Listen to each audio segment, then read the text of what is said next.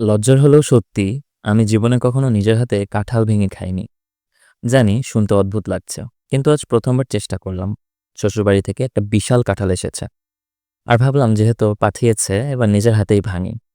শুরুতে মনে হচ্ছিল হাস্যকর একটা জিনিস করছি, হাতটা মাখামাখি হবে, ঝামেলা হবে, কিন্তু জিনিসটা যতই করছিলাম ততই ভাবনায় ঢুকছিলাম। আমাদের সমাজে একটা ব্যাপার বেশ প্রচলিত, শ্বশুরবাড়ি মানেই দিতে হবে।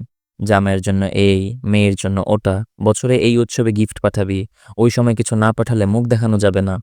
আমি এটা কখনোই মেনে নিতে পারিনি। আমার কাছে ভালোবাসা জিনিসটা কখনোই লেনদেন না। যদি কেউ খুশি মনে কিছু দেয় সেটা আলাদা, কিন্তু সমাজের নিয়মের দোহাই দিয়ে কিছু দিতে বাধ্য করা সেটা সম্পর্কের সৌন্দর্য নষ্ট করে দেয়।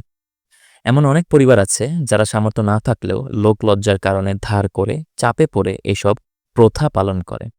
আমার প্রশ্ন হলো, কেন কেন আমরা এখনো এই পুরনো ধারার ভেতর আটকে আছি?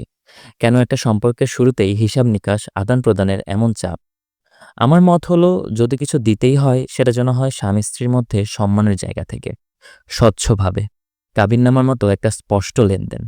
সেটা হোক ভালোবাসা, দায়িত্ব কিংবা সম্পদ, কিন্তু জোর করে চাপিয়ে দেওয়া নয়। এই কাঁঠালটা শুধু একটা ফল না, এটা একটা প্রতীক হয়ে দাঁড়িয়েছে আমার কাছে।